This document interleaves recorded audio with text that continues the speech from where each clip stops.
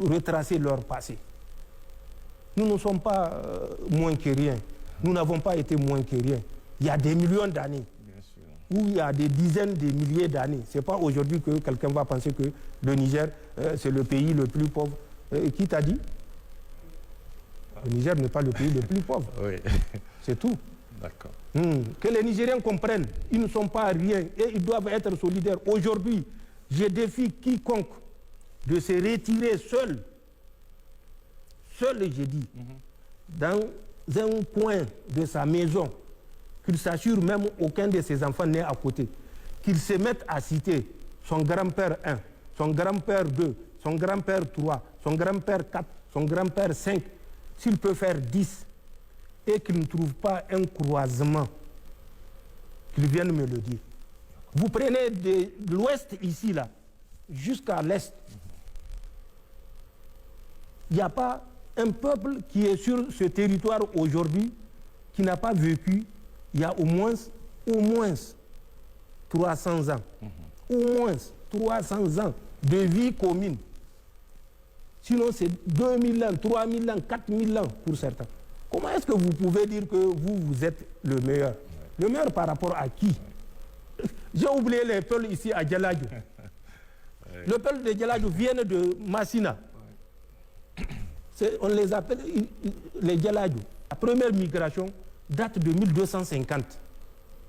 À Djaladjo ici, ce n'est pas la migration récente de 1800 avec Mohamed Djaladjo qui est venu. Lui-même, il est venu dans la suite de l'ancienne migration dont il a entendu parler. Mohamed Djaladjo, celui qui a laissé son fils Ibrahim Mohamed Djaladjo, qui était au pouvoir au moment où Montey, en 1891, était arrivé et avec lequel il a signé un accord de protectorat le 12 août 1891. Montey, dont il y avait le monument à côté du commissariat central. Aujourd'hui, la place Thomas Sankara. Il a trouvé Ibrahim Mohamed Djaladjo au pouvoir. La migration Djaladjo date de 1250. C'est des peuples.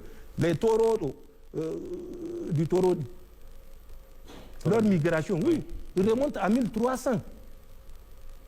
C'est la grande migration des Dem qui ont continué, où Ousmane Danfodio, qui était à la cour de Bao Jangorzo, un prince de la cour de Bao Jangorzo, dans le Gobir, Ousmane Danfodio était un prince, parce que c'est lui qui a la maîtrise de l'écriture. Il a été formé à Agadez, Ousmane Danfodio. Donc il savait écrire et il était comme prince à la cour de Bao Jangorzo, de Serkin Gobir, de 76, je crois, à 84, si j'ai bonne mémoire. Donc, c'est pour vous dire, oui. Il n'y a pas quelqu'un, le taureau, il s'appelle Délé, celui qui les a conduits pour qu'ils s'installent. Taureau, littéralement, il paraît, ça veut dire que c'est lui qui fait ses prières assis. Comme c'est des musulmans, donc avant, ça ne court pas sous tous les toits. Donc, on les qualifiait de ceux qui font leur prière assis. C'est ça le mot taureau. Mais sinon, c'était des gourmandiers. Les gourmandiers, les Moussi, étaient à la rive gauche du Niger. Les gourmandiers ont quitté la rive gauche vers le milieu du IIIe siècle, vers 250. Ils ont traversé. Les Moussi les ont suivis un peu plus tard, vers 600. Eux aussi, ils ont traversé. Sinon, avant, on appelait plus tard cette zone-là le Djamare, de la Sirba jusqu'au Djamongou.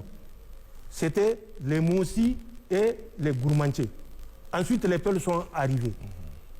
La première migration, je vous ai dit, 1250, avec les Djaladjo qui se sont installés à Djaladjo aujourd'hui, Djaladjo toujours, et la deuxième vague, les Dem, qui ont quitté un peu vers le Massina aussi, et d'autres ont quitté le Tekourou pour venir et continuer. Et c'est la même migration qui a continué pour aller vers le Gobir, vers le Katsina, qui a continué jusqu'à l'Adamawa.